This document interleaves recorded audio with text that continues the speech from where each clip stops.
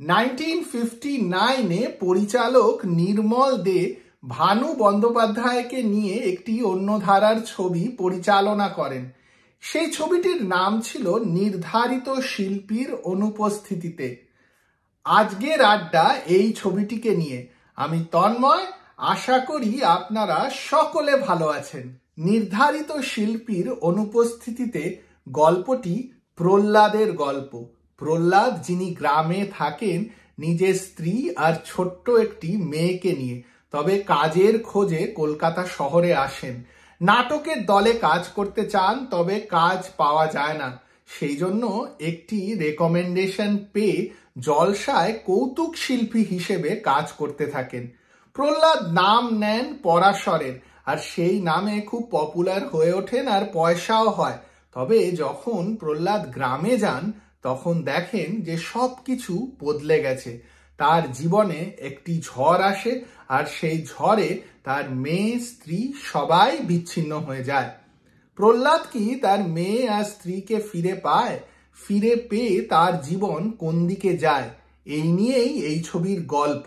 আমি খুব সহজেই এই ছবির গল্পটি আপনাদের বলে দিলাম, তবে ছবিটি যদি দেখেন তাহলেই বুঝতে পারবেন গল্পটির মধ্যে লুকিয়ে আছে জীবনের খুব সত্যি একটি ফিলোসফি।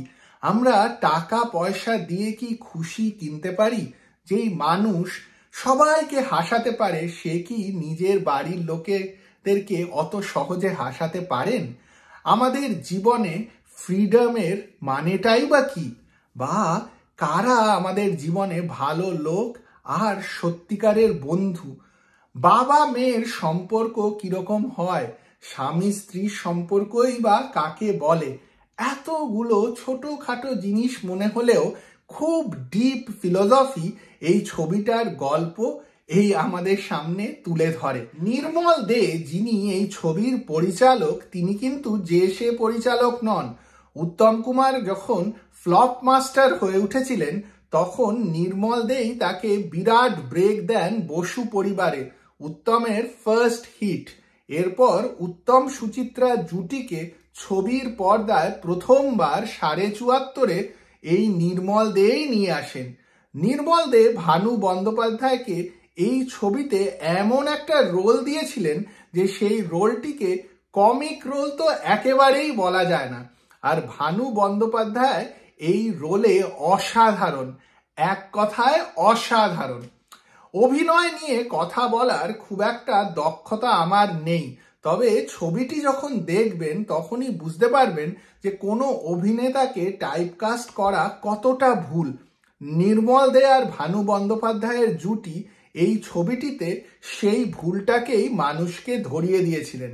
আজকে যখন ভানু বন্দ্যোপাধ্যায়ের টপ অভিনয় নিয়ে কথা হয় তখন বেশিরভাগই কমিক চরিত্রগুলোকে বলা হয়, তবে এই ছবিটাকে কিন্তু আমি একেবারে ভানু বন্দ্যোপাধ্যায়ের শ্রেষ্ঠ ছবিগুলোর মধ্যে রাখব। আমার সঠিক জানা নেই, তবে ছবির নাম নির্ধারিত শিল্পীর অনুপস্থিতিতে, তার উপর ভানু বন্দ্যোপাধ্যায় একটি ড্রামা রোলে। আমার মনে হয় সেই সময় এই ছবিটি অত্যন্ত ইউনিক একটি প্রচেষ্টা, আর ছবিটি দেখলেই বুঝতে পারবেন যে কতটা ভালো এই ছবিটা। পুরোপুরি গল্প আর অভিনয়ের জোরেই কিন্তু এই ছবিটা টিকে আছে।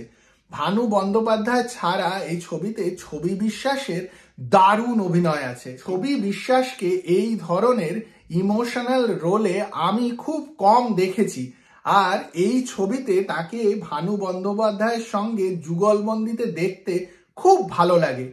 ছবিতে একটি বাচ্চার রোলে ভানু বন্দ্যোপাধ্যায়ের নিজের মেয়ে বাসপী বন্দ্যোপাধ্যায় অভিনয় করেছেন, তারও কাজ দারুণ। ছবিটি আমার এত ভালো লেগেছে যে তার মধ্যে থেকে সুন্দর সিন বেছে নেওয়া খুব কষ্টকর।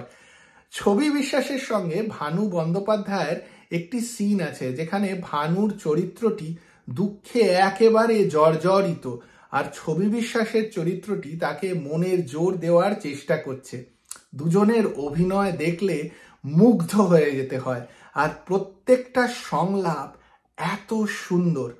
আরেকটি সিন আছে যেখানে ভানু বন্দ্যোপাধ্যায়ের চরিত্রটি বোঝার চেষ্টা করছেন যে তার মেয়ে কেন কিছুতেই খুশি হচ্ছে না, আর মেয়েকে প্রশ্ন করছেন যে মা তুই হাসছিস না কেন।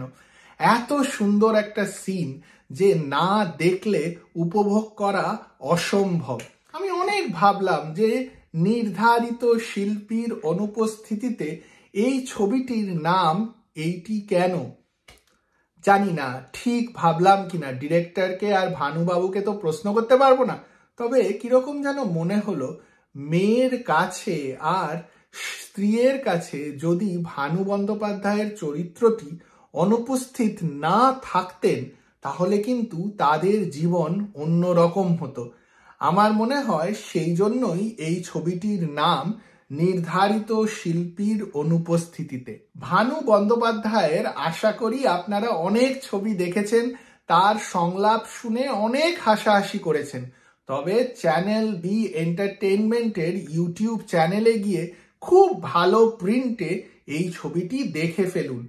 এই ছবিটি দেখলে মনের কোণে কোথাও যেন খুব ভালো লাগবে, মনে হবে এই রকম মানুষদের সঙ্গে আলাপ করি, এই রকম মানুষদের খুঁজে বার করি। আমার তো সব সময় এই ধরনের ছবি ভালো লাগে। আপনারাও জানান কমেন্ট বক্সে আপনাদের কিরকম লাগে। আর এই ভিডিওটি যদি ভালো লাগে তাহলে লাইক আর শেয়ার করবেন, আর চ্যানেলটি যদি ভালো লাগেন তাহলে সাবস্ক্রাইব করতে একদম ভুলবেন না।